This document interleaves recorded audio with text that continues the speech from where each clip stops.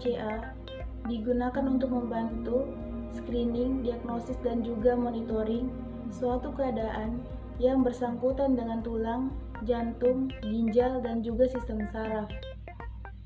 Kalsium darah tidak menentukan secara langsung berapa banyak jumlah kalsium pada tulang, akan tetapi berapa banyak jumlah kalsium yang bersirkulasi di dalam darah. Manfaat pemeriksaan kalsium darah ialah untuk mendeteksi kondisi seperti karisinoma, dehidrasi, dan gangguan hati kronis lanjut. Total kalsium darah pada orang dewasa adalah 8,8 sampai 10,4 atau 2,2 sampai 2,6 mg per desiliter.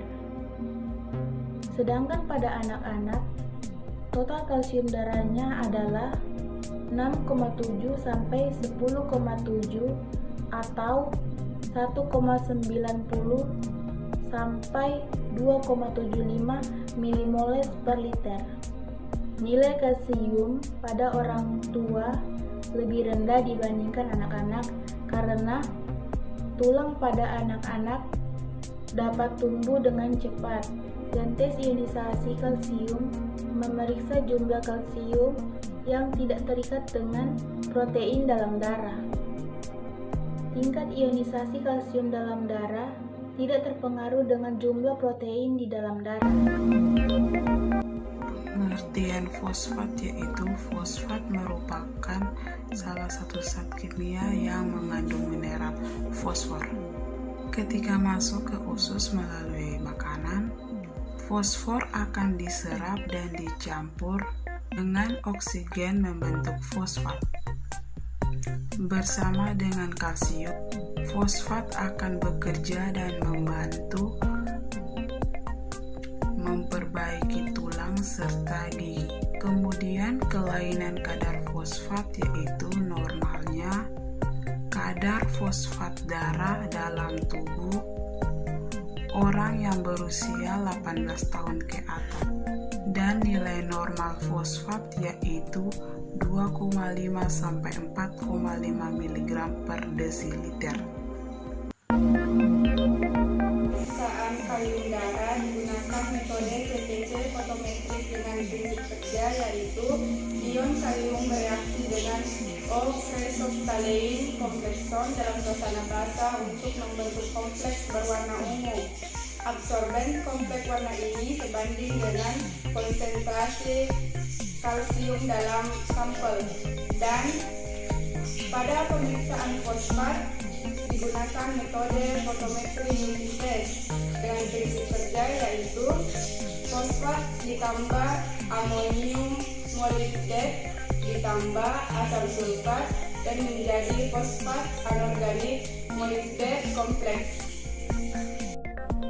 Baik, selanjutnya di sini kita akan masuk pada pemeriksaan laboratorium dari kalsium darah dan juga fosfat.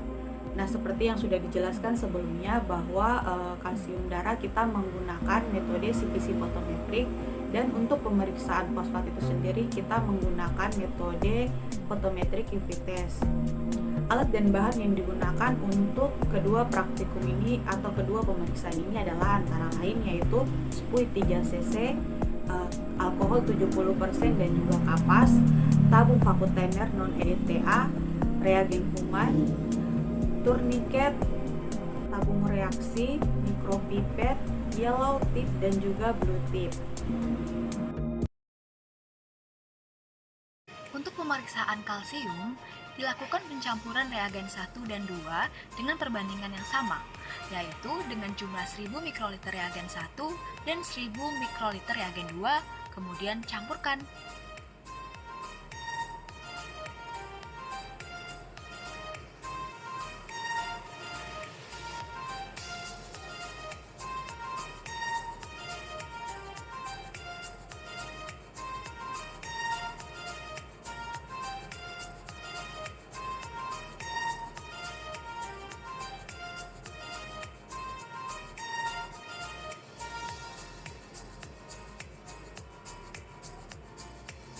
Memberi keterangan untuk belangko dan sampel. Belangko hanya berisi reagen saja, sedangkan sampel berisi reagen dan sampel.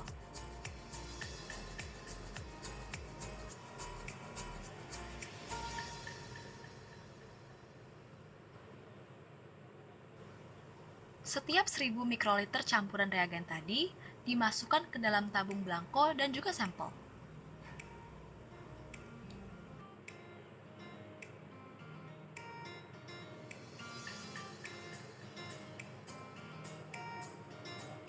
Kemudian, untuk pemeriksaan fosfat, 1000 mikroliter reagen langsung dimasukkan ke dalam tabung belangko dan juga sampel.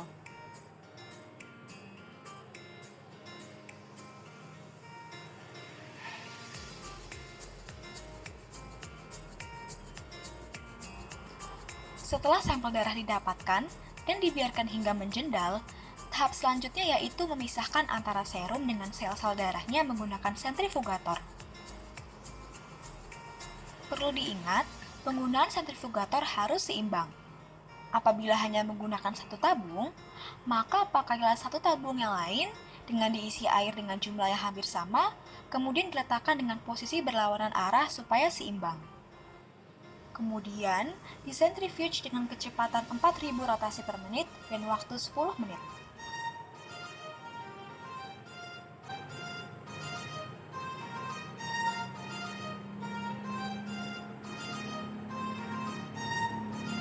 Kemudian, jika sudah selesai, tekan tombol untuk membuka. Keluarkan menggunakan pinset, kemudian akan tampak serum dan sel darah sudah terpisah.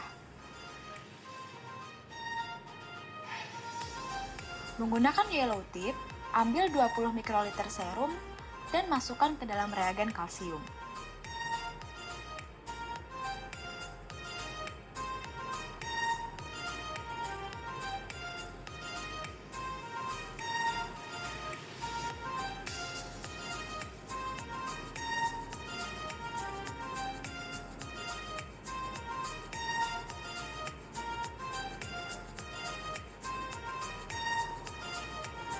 Kemudian aduk dan biarkan untuk diinkubasi selama 5 menit.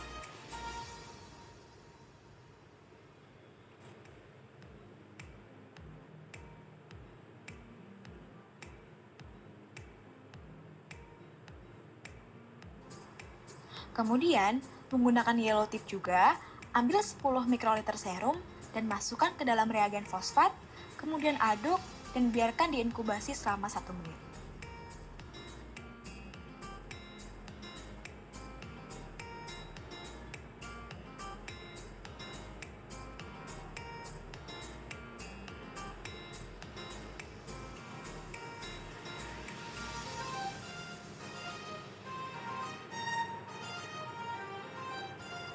Sebelum pemeriksaan, terlebih dahulu melakukan input satuan, suhu, panjang gelombang, volume, dan lain-lain. Kemudian tekan OK apabila semuanya sudah cocok. Setelah itu, melakukan pembersihan alat menggunakan aqua bides,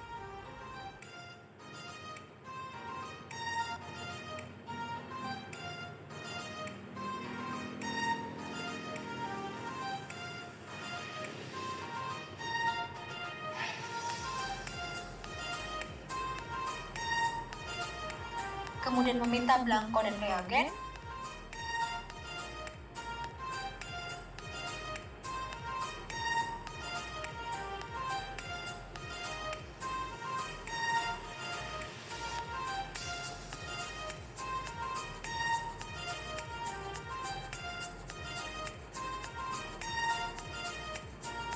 dan berikutnya kita sudah dapat memeriksa sampel dan hasilnya akan tertera di layar.